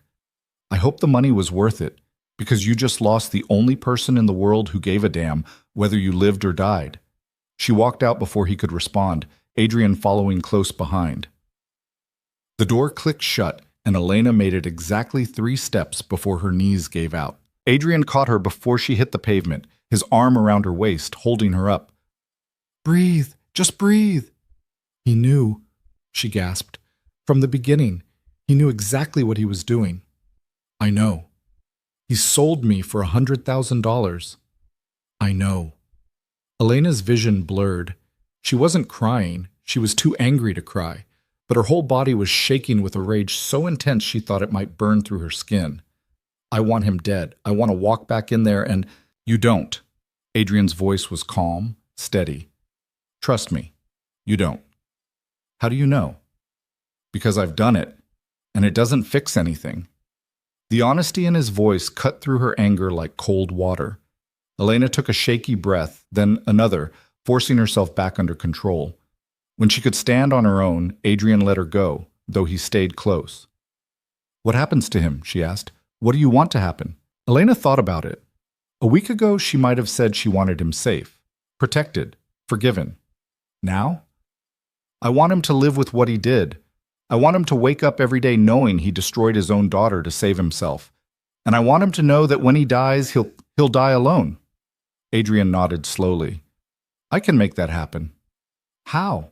I'll spread the word that he's a liability, that he talks too much, knows too much, can't be trusted. Every crew in the city will avoid him. He'll spend the rest of his life looking over his shoulder, waiting for a bullet that'll never come because no one will consider him worth the effort. It was cruel, calculated. Exactly the kind of punishment that would eat Victor alive from the inside. Do it, Elena said. They got back in the car and drove in silence for a while. Elena watched the city pass by outside the window, lights and people in a world that kept spinning no matter how badly yours fell apart. Your sister, she said quietly. What was her name? Adrian's hands tightened on the steering wheel. Sophia. What happened to her? Wrong place, wrong time. She was coming out of a coffee shop when 2 crews decided to settle a dispute in the middle of the street, caught 3 bullets meant for someone else. His voice was eerily calm, like he was reciting facts from a report. She was 19, pre-med student, never hurt anyone in her life. I'm sorry. Don't be. It was 10 years ago. But the way he said it told Elena it might as well have been yesterday. Is that why you do this? She asked. Build the empire? Control everything? So nothing like that happens again? Adrian was quiet for a long moment. Then he said, I do this because after Sophia died, I realized the only way to be safe is to make sure everyone else is more afraid of you than you are of them.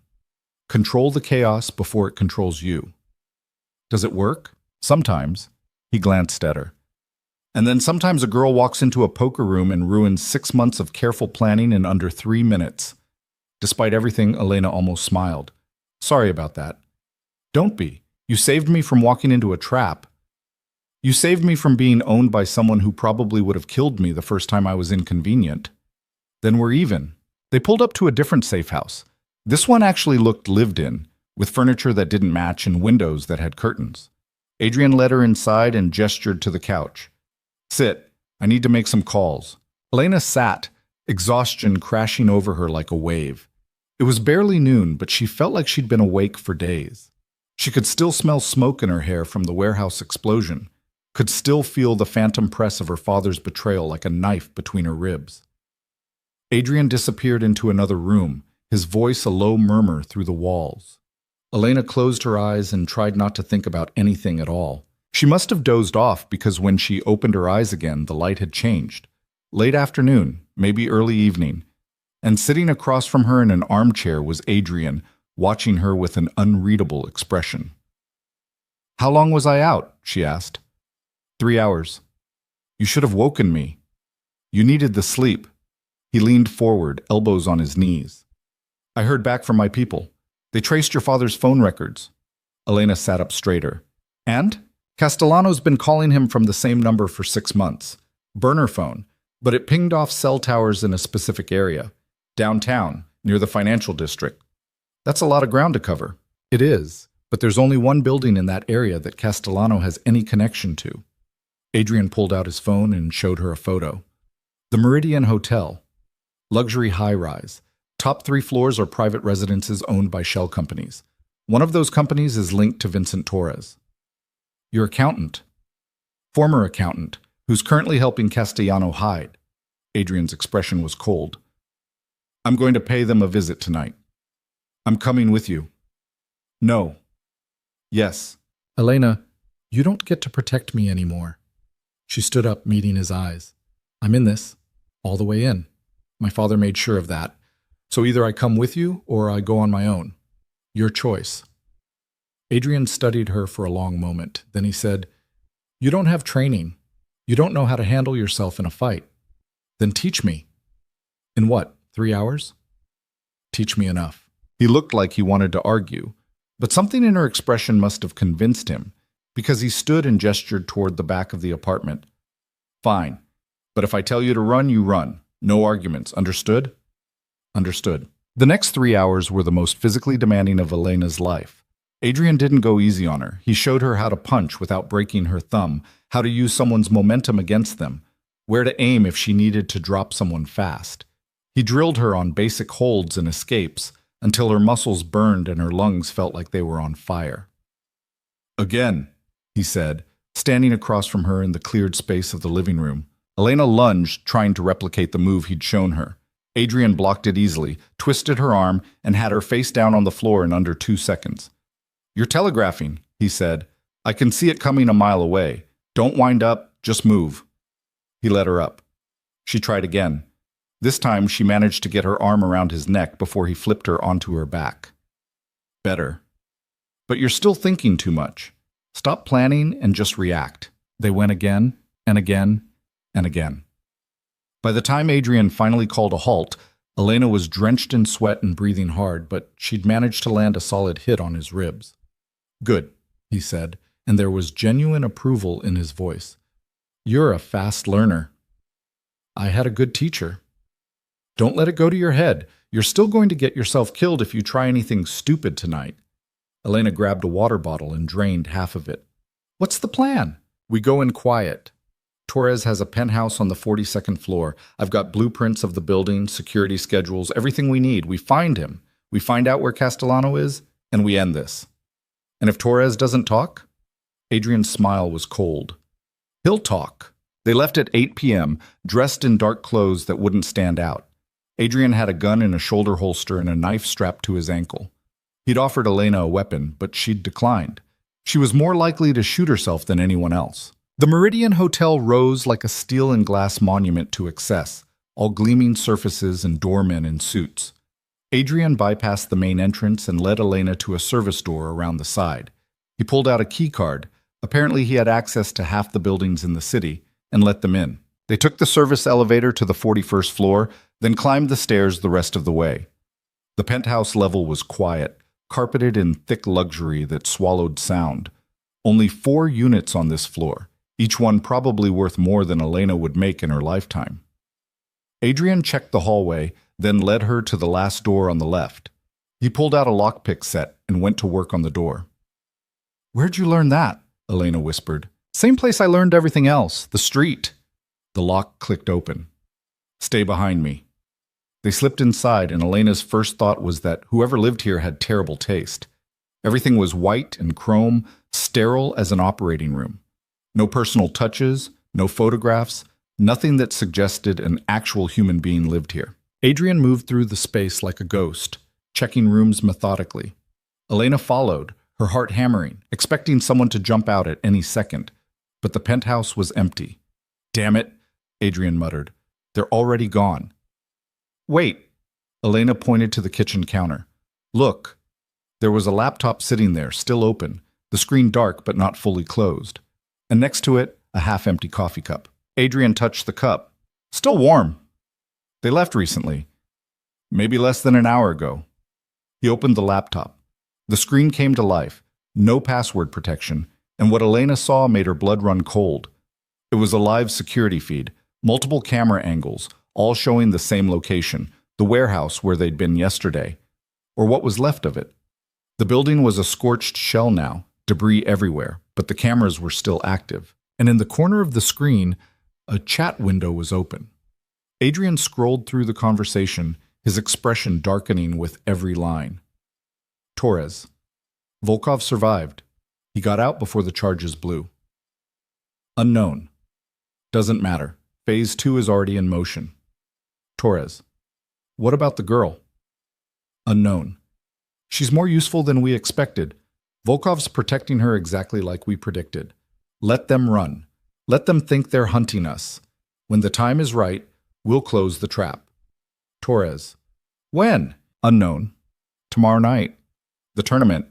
He'll come because she'll make him come. And when he does, we'll have them both. The tournament.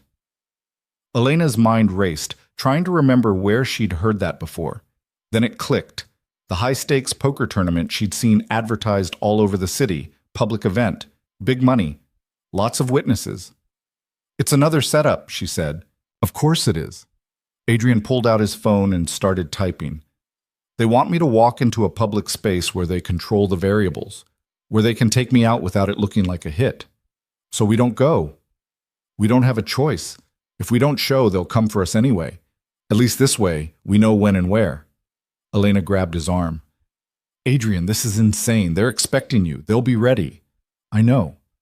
So what do we do?" He looked at her and there was something fierce in his expression. "We give them exactly what they want, and then we flip the table." They spent the rest of the night planning. Adrian called in people Elena had never met, specialists in everything from security to sleight of hand. They spread blueprints across the dining table of the safe house and mapped out every entrance, every exit, every possible angle of attack. The tournament was being held at the Diamond Crown Casino, the same place where this had all started. "Full circle," Elena murmured. "Poetic, isn't it?" Adrian didn't look up from the blueprints. "Castellano thinks he's being clever, using the same location to close the loop, but it also means I know the terrain." "He knows you know it." "Which is why he's counting on me being arrogant enough to think I can outsmart him on home ground." Adrian tapped a spot on the blueprint. "The tournament's on the main floor. Public event, which means security will be tight, but not insurmountable. Castellano will have people placed throughout the room, dealers, spectators, maybe even security. So how do we know who to trust? We don't trust anyone." He looked at Elena. "Except each other." The weight of those words settled between them like a physical thing. I'm not a fighter, Elena said quietly. I'm not trained for this. What if I mess up? What if I get you killed? You won't. You don't know that. Yes, I do. Adrian straightened, meeting her eyes. You've survived everything thrown at you so far. Your father's betrayal, a rigged poker game, a warehouse explosion. You're still standing. That's not luck, Elena. That's steel. She wanted to believe him, wanted to feel as confident as he sounded, but all she could think about was the weight of the gun in his holster, the cold efficiency in his planning, and the fact that in less than 24 hours, they'd be walking into a trap with no guarantee of walking back out. What happens if we win? She asked. We dismantle Castellano's operation, expose everyone involved, take back control. And if we lose? Adrian didn't answer right away. Then he said, if we lose, you make sure you're the one who gets out, whatever it takes. That's not whatever it takes, Elena. His voice was hard. You don't sacrifice yourself for me. You don't play hero. You survive. Understood? She wanted to argue, wanted to tell him she wasn't going to leave him behind, but the look in his eyes told her this wasn't a negotiation. Understood, she lied. The next day crawled by with agonizing slowness. Adrian drilled her on the plan until she could recite it in her sleep. Where to stand, where to move, what to watch for. He gave her an earpiece so they could communicate and made her practice using it until she could sub-vocalize without moving her lips. You're going to be at the table with me, he said, sitting beside me like you did that first night. Castellano will expect it. It fits his narrative. That you're protecting me because I remind you of your sister. Yes. Adrian's expression was carefully neutral. Let him think that. Let him think he knows exactly how to manipulate me. It'll make him overconfident. And when he makes his move, you signal me. 3 words. The game's rigged, just like you did that first night, and then you get out of the room as fast as you can. Elena nodded, her throat tight. The plan was simple on paper. In reality, it had about 1,000 ways to go wrong. Evening came too fast. Adrian handed her a dress, black, elegant, the kind of thing you wore to expensive events. She changed in the bathroom and barely recognized herself in the mirror. She looked older, harder, like someone who'd seen too much in too short a time. When she came out, Adrian was in a tuxedo that probably cost more than her rent. He looked every inch the powerful businessman, no hint of the violence she knew he was capable of. Ready? He asked. Elena took a breath. No, but let's go anyway. The Diamond Crown Casino was exactly as she remembered, glittering excess and barely concealed danger. But this time, she wasn't being dragged through against her will. She walked in on Adrian's arm like she belonged there, head high, refusing to show fear. The tournament was in the main ballroom, transformed into a high-stakes poker arena. Tables arranged in a grid, each one surrounded by spectators. Cameras everywhere. The whole thing designed to be a spectacle. Adrian led her to the center table, the one reserved for the highest buy-in. 10 players, all men except for one woman in her 60s who looked like she could kill you with a glance. And sitting directly across from Adrian's assigned seat, smiling like he'd already won, was Castellano. Volkov, he said genially, so glad you could make it. And you brought your good luck charm. Adrian pulled out a chair for Elena, his movements controlled and deliberate. Wouldn't miss it. Of course not. You never could resist a good game. Castellano's eyes flicked to Elena. How are you, Miss Cruz? Recovered from your little adventure at the warehouse? Elena met his gaze and smiled. I've had worse weeks. I'm sure you have. Growing up with Victor Cruz as a father couldn't have been easy. The casual mention of her father's name was deliberate, a reminder that Castellano knew everything about her, that he'd planned this from the beginning. My father made his choices, Elena said evenly. I'm making mine. Indeed you are. Castellano leaned back in his chair. Well then, shall we play? The dealer began shuffling. Elena watched his hands, looking for the tells she'd learned to spot. The cut was clean. The shuffle looked legitimate, but she didn't trust it for a second. The first hand was dealt. Adrian played conservatively, folding after the flop.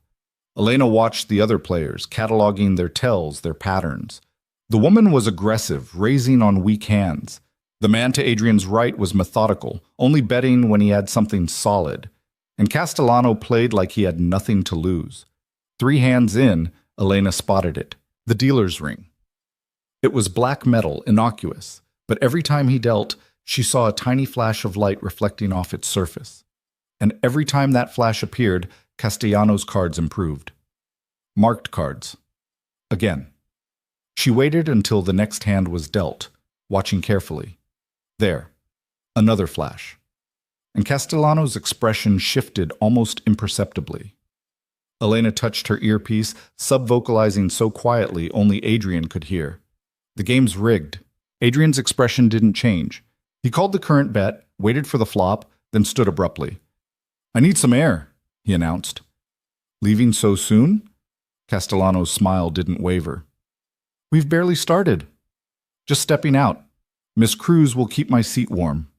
He walked away before anyone could object, and Elena found herself alone at the table, surrounded by players who probably wanted her dead.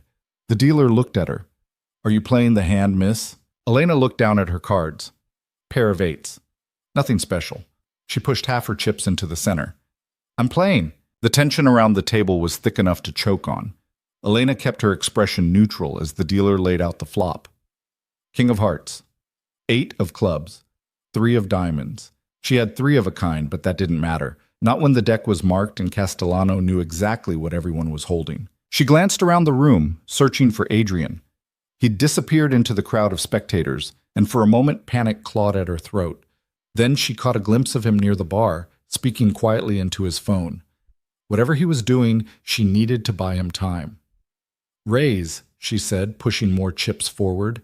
The methodical player to her right folded immediately. The aggressive woman studied Elena for a long moment, then called. Castellano smiled and raised again. "You're bold, Miss Cruz," he said. "I admire that. Most people in your position would have folded by now." "Most people don't know when they're being cheated." The words came out before she could stop them. Around the table, conversations died. The dealer's hands stilled, and Castellano's smile widened. "That's a serious accusation," he said softly. "It's a serious crime." Elena kept her voice steady. "The dealer's ring. It's catching light off marked cards. Same setup as the game my father played. You're running the same con twice." Murmurs rippled through the crowd. The tournament director materialized at the edge of the table, his face pale. "Miss Cruz, if you're making an allegation of cheating..." "I am." Elena turned to look at him. "Check the deck. Check the dealer's ring. You'll find I'm right." Castellano leaned back in his chair, utterly relaxed. "By all means, check whatever you like. I have nothing to hide." The director looked between them, clearly caught between a rock and a hard place. Accusing a player of cheating at a public tournament was a scandal. Not investigating the accusation was worse. "Sir," he said to the dealer, "your ring, please." The dealer hesitated for just a fraction of a second. Then he slipped the ring off and handed it over. The director examined it under the light, turning it slowly. Elena watched his expression change as he found what she knew was there, a tiny camera embedded in the band, so small you'd never see it unless you were looking. "Security," the director said, his voice tight. "Detain this man." The dealer bolted. He shoved back from the table and ran, knocking over chips and scattering cards. Security guards converged from 3 directions, but he was fast, ducking under arms and weaving through the crowd. And then Adrian stepped into his path. The dealer saw him too late. He tried to change direction, but Adrian caught him by the collar and slammed him face first into the nearest wall. The impact was hard enough that Elena heard it from 20 feet away. "Going somewhere?" Adrian's voice was cold steel. The dealer struggled, but Adrian had him pinned. Security caught up a second later, pulling the man's arms behind his back and snapping cuffs on his wrists. "Get him out of here," the tournament director ordered, "and someone bring me the surveillance footage from the last hour." Adrian released the dealer and walked back to the table, straightening his cuffs like nothing had happened. His eyes found Elena's, and she saw the question there. She gave a tiny nod. "I'm okay." But Castellano was already standing. "Well," he said, brushing imaginary lint from his jacket. "That was entertaining, but I think I'll bow out of this particular game. Seems the integrity has been compromised." "Sit down," Adrian said quietly. "Excuse me?" "I said sit down." "We're not finished." Castellano's expression hardened. "I don't take orders from you anymore, Volkov. You do tonight. Because if you walk out of this room, every person here is going to wonder why you're so eager to leave after your dealer got caught cheating. They're going to wonder if maybe you were involved. And in about 3 minutes, when my people finish reviewing the security footage, they're going to see exactly how involved you were." The color drained from Castellano's face. Adrian gestured to the chair. "So, sit. Let's finish this properly. No marked cards, no rigged dealers, just you and me and an honest game. Unless you're afraid you can't win without cheating." It was a trap, and everyone knew it, but Castellano's pride wouldn't let him back down, not in front of this many witnesses. He sat. The tournament director cleared his throat. "We'll need a new dealer and a fresh deck." "I'll deal," Elena said. Every head turned toward her. "Absolutely not," the director sputtered. "Miss Cruz, you're not qualified, just—" "She's qualified." Adrian's voice cut through the protest. "She's been playing cards since she was 8 years old. She knows every shuffle, every cut, every trick in the book. And unlike your dealers, she doesn't work for anyone at this table." The director looked ready to argue, but the crowd was already murmuring approval. The story was too good. The girl who'd exposed the first rigged game, now dealing the final showdown. It was the kind of drama that would be talked about for years. "Fine," the director said finally. "But we're using a sealed deck from the vault. And Miss Cruz, if there's even a hint of impropriety—" "There won't be." Elena stood and moved to the dealer's position. Her hands were shaking, but she forced them still. "Bring the deck." They brought 3 sealed decks and let Castellano choose one. He picked the middle option, opened it himself, and spread the cards across the felt to verify they were unmarked. Elena gathered them and began to shuffle. She'd learned from the best. Her father, for all his faults, had been a master with cards. She let muscle memory take over, her hands moving through the familiar motions. Riffle, bridge, cascade. The cards whispered against each other like secrets. "House rules," Adrian said. "Texas Hold'em. No limit. Winner takes the pot and walks away clean." "Agreed," Castellano said. Elena dealt 2 cards to each player, her movements precise. Adrian checked his cards without expression. Castellano did the same. The betting started small. Both players calling, neither committing. Elena burned a card and dealt the flop. Ace of spades, jack of hearts, 5 of clubs. Adrian bet 5,000.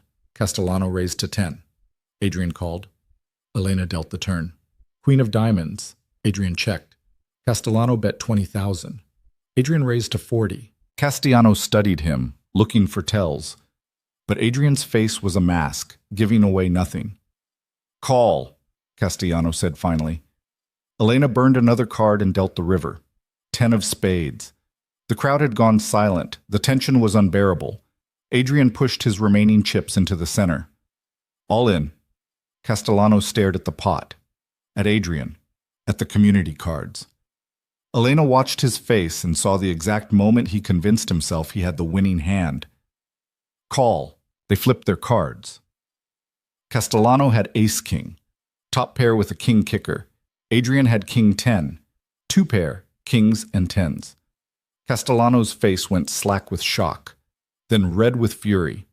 "You got lucky," he spat. "Did I?" Adrian collected his chips calmly. "Or did you make assumptions about what I'd play? You thought I'd fold to your aggression. You thought I needed the perfect hand to stay in. But that's always been your problem, Castellano. You underestimate people." He stood gathering his winnings. "This was fun. We should do it again sometime. Oh, wait. We can't. Because you're finished." Castellano lunged. He came across the table with a roar, hands reaching for Adrian's throat. But Adrian was ready. He sidestepped, and Castellano crashed into the empty chair. Security was moving, but not fast enough. Castellano pulled a gun. Screams erupted. People dove for cover. Elena froze, staring down the barrel of a weapon pointed directly at Adrian's chest. "You think you've won?" Castellano's voice was shaking with rage. "You think any of this matters? I've been bleeding your empire dry for months. Your ports, your shipments, your money, it's all mine now. And when you're dead, there won't be anyone left to stop me." "You're right," Adrian said calmly. "If I died, there'd be no one to stop you. But I'm not going to die." "You sure about that?" "Very sure. Because you're not going to shoot me in a room full of witnesses. You're not that stupid. Try me." "Go ahead." Adrian spread his arms. "Pull the trigger. Make me a martyr. See how well that works out for you when every crew in the city comes looking for revenge." Castellano's hand wavered. The gun shook, and Elena saw her opening. She grabbed the nearest chip tray and hurled it at Castellano's head. It caught him in the temple with a crack that echoed through the sudden silence. He staggered, the gun dipping, and Adrian moved. He caught Castellano's wrist, twisted hard, and the gun clattered to the floor. A punch to the solar plexus dropped Castellano to his knees, gasping. Security finally reached them, hauling Castellano upright, securing his arms. Adrian picked up the gun and ejected the magazine, clearing the chamber. Get him out of here, and call the district attorney. I think he'll be very interested in hearing about drug trafficking, fraud, and attempted murder. The security team dragged Castellano away, still cursing, still threatening. But the threats rang hollow now. He'd lost everything in a single night. His operation exposed, his credibility destroyed, his freedom about to vanish. Adrian turned to Elena, who was still standing behind the dealer's chair, breathing hard. You threw a chip tray at him, he said. It worked, didn't it? It was the stupidest, bravest thing I've ever seen. I learned from the best. Adrian's mouth twitched into something almost like a real smile. Then he looked around at the chaos, security guards, frightened spectators, tournament officials trying to restore order, and made a decision. We're leaving, he said. They walked out together through the casino, past the gawking crowds and the flashing cameras. Elena felt like she was moving through a dream. Everything had happened so fast. The confrontation, the game, the gun. It was over. They made it to Adrian's car before Elena's legs gave out. She leaned against the hood, gulping air, trying to process everything. You okay? Adrian asked. No, yes, I don't know. She looked at him. Is it really over? The immediate threat? Yes. Castellano will spend the rest of his life in prison. His network is compromised. My people are already moving to secure what's left. And the debt? My father's fraud. Gone. Every dollar erased. Every record deleted. You're free. Free. The word should have felt triumphant. Instead, it felt strange, foreign. What happens now? She asked. Adrian was quiet for a long moment. Then he said, That depends on you. On me? Your 30 days are up. Actually, they were up 3 days ago, but we've been slightly busy. He pulled the ace of spades from his pocket, the same card he'd written his promise on that first night, and held it out. Contract's fulfilled. You can walk away. New identity, clean start, anywhere you want to go. I'll make sure you have everything you need. Elena took the card, staring at the faded ink. The promise that had kept her alive for the past month. The deal that had changed everything. And if I don't want to walk away? She asked quietly. Adrian's expression shifted. Why wouldn't you? Because I'm tired of running. Tired of being someone's victim, someone's pawn, someone's mistake. She looked up at him. You said I wasn't a piece on the board. So what am I? I don't know. What do you want to be? Elena thought about it. About the girl who'd been dragged into a poker room and used as collateral. About the woman who'd exposed conspiracies, survived explosions, and thrown a chip tray at a man with a gun. I want to be someone who chooses, she said, not someone things happen to, someone who makes things happen. That's a dangerous ambition.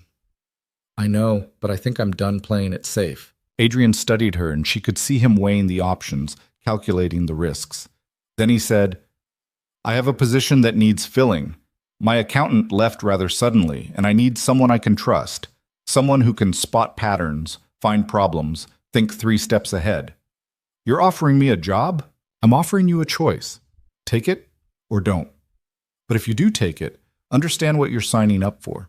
This world doesn't forgive mistakes. It doesn't give second chances. And once you're in, getting out is nearly impossible. Sounds familiar, Elena said. Except this time I'd be walking in with my eyes open. You would. She looked at the card in her hand, at the promise that had been kept, the deal that had been honored. Then she looked at Adrian, this man who'd protected her when he didn't have to, trusted her when he shouldn't have, and given her a choice when most people wouldn't have. I have one condition, she said. Name it. No more secrets, no more half-truths. If we do this, we do it as equals. Partners, not boss and employee. Adrian raised an eyebrow. That's asking for a lot of trust. I know. Do you trust me? He didn't answer right away. Then he extended his hand. I'll trust you if you trust me. Elena shook his hand. His grip was firm, warm, and for the first time in a month, she felt like she was standing on solid ground. "Deal," she said. 3 months later, Elena stood in the office that used to belong to Vincent Torres, reviewing financial statements that didn't make sense. She'd spent the morning untangling a network of shell companies that led back to 3 separate organizations trying to infiltrate Adrian's operations. She was good at this. Turned out, a lifetime of watching her father run cons had taught her exactly how to spot them. Her phone buzzed. A text from Adrian. Conference room. 5 minutes. Bring the Castellano files. She gathered the documents and headed down the hall. The warehouse headquarters had been rebuilt, modernized, transformed into something that actually looked like a legitimate business. Most of the employees who worked here had no idea what Adrian really did. They thought they worked for a logistics company. In a way, they did. The conference room held 6 people she'd come to know over the past months. Adrian sat at the head of the table, and when Elena entered, he gestured to the empty chair beside him. "Miss Cruz has been tracking the remnants of Castellano's network," he said without preamble. "What did you find?" Elena pulled up a presentation on the screen. 3 splinter groups, all trying to claim territory. 2 of them are disorganized, easy to contain. The third is smarter. They've been quiet, building infrastructure, waiting for an opening. "Where?" "The port. Same routes Castellano used, but they've adapted the system. New contacts, new security, new distribution points." She highlighted a section of the map. "They're going to make a move within the next 2 weeks. We can either wait for them to commit and catch them in the act, or we can shut them down now." Adrian looked at her. "Your recommendation? Shut them down. Don't give them time to root in deeper." He nodded. "Agreed. Marcus, coordinate with port security. I want eyes on every shipment. Elena, work with the financial team to trace their money. Cut off funding, the operation collapses." The meeting continued for another hour, plans forming, assignments delegated. Elena contributed ideas, pushed back on strategies that felt risky, and generally held her own against people who'd been doing this for years. When everyone filed out, Adrian lingered. "You're getting good at this," he said. "I had a good teacher." "I didn't teach you to argue with me in front of my crew. No, you taught me to think for myself. Can't have it both ways." He smiled, a real smile this time, not the cold mask he showed the world. "Fair point." They left together, walking to the parking garage. It was raining, the kind of soft drizzle that turned the city into something out of a noir film. Elena tilted her face up, letting the water cool her skin. "You ever think about leaving?" Adrian asked suddenly. "The city?" "All of it. The work, the danger, the constant looking over your shoulder." Elena considered it. 3 months ago, she would have said yes in a heartbeat. Now? Sometimes, she admitted. But then I remember what the alternative is. Going back to being invisible, being someone things happen to instead of someone who makes things happen. It's not too late. The offer still stands. Clean break, fresh start, anywhere you want. I know. She looked at him. Is this your way of telling me I should go? No, this is my way of making sure you're staying for the right reasons. And what are the right reasons? Adrian was quiet for a moment. Then he said, because you want to. Not because you feel obligated. Not because you think you owe me something, but because this is the life you actually want. Elena thought about the past 3 months. The work had been hard, sometimes terrifying, occasionally soul-crushing. She'd seen things she couldn't unsee, learned things she couldn't unlearn, but she'd also felt more alive than she ever had waiting tables or dodging her father's creditors. I'm staying, she said, not because I have to, because I choose to. Even knowing what it costs? Especially knowing what it costs. They reached her car, something Adrian had insisted on buying her after the 3rd time someone tried to follow her home. She unlocked it, then paused. Adrian, that first night, the poker game, if I hadn't called out the cheating, what would you have done? He leaned against the car, rain darkening his shoulders. Honestly, I don't know. I might have won the debt and spent the next month trying to figure out what to do with you. Or I might have walked away and let someone else take the responsibility. Why didn't you? Because you made it impossible to ignore. He looked at her, and there was something raw in his expression. You stood in that room, terrified and furious, and called out a conspiracy no one else saw. You could have stayed quiet. could have let it play out. But you didn't. I was just trying to survive. No, you were trying to win. There's a difference. He straightened. Get some rest. Tomorrow's going to be a long day. Elena watched him walk to his own car, a sleek black thing that probably cost more than most people's houses. Before he got in, he looked back. Elena? Yeah? Thank you. For staying. Then he was gone, taillights disappearing into the rainy night. Elena sat in her car for a long time, engine running, heater fighting the chill. She thought about her father, wherever he was now, living with the consequences of his choices. She thought about Castellano, rotting in a federal prison. She thought about the girl she'd been a few months ago and the woman she was becoming. It wasn't a perfect life. It wasn't even a particularly safe one, but it was hers. And for the first time in her 26 years, that was enough. 6 months after the tournament, Elena walked into the same poker room where everything had started. It looked different in daylight, smaller, less threatening, just another room beneath a casino. But the memories were still there, burned into the walls like smoke. Adrian was already waiting, sitting at the same table, in the same chair. You're early, she said. So are you. Elena sat across from him, in the seat her father had occupied that night. On the table between them was a single item, a contract, printed on heavy stock paper, official and binding. You sure about this? Adrian asked. Elena picked up the contract and read through it one more time. Partnership agreement, equal shares, equal say. Everything she'd asked for, laid out in black and white. I'm sure. Once you sign this, there's no going back. You'll be tied to everything I've built, everything I've done. If it falls, you fall with it. I know. And you're okay with that? Elena thought about the question. Was she okay with tying her fate to a criminal empire? With becoming part of a world that operated outside the law? With choosing this life, knowing what it meant? She thought about the alternative, a quiet life somewhere far away, safe and anonymous and utterly forgettable. Yeah, she said, I'm okay with that. She signed her name at the bottom of the page, the pen scratching across paper with a finality that felt like a door closing and a window opening all at once. Adrian signed below her, his signature a sharp slash of ink. Then he pushed the contract aside and pulled out a deck of cards. One more game? He asked. What are the stakes? Nothing, just playing, Elena smiled. Deal me in. They played for an hour. No money on the table, no ulterior motives. Just two people who'd survived hell together, sharing a game in the place where it all began. When they finally left, Elena paused at the door and looked back at the empty table.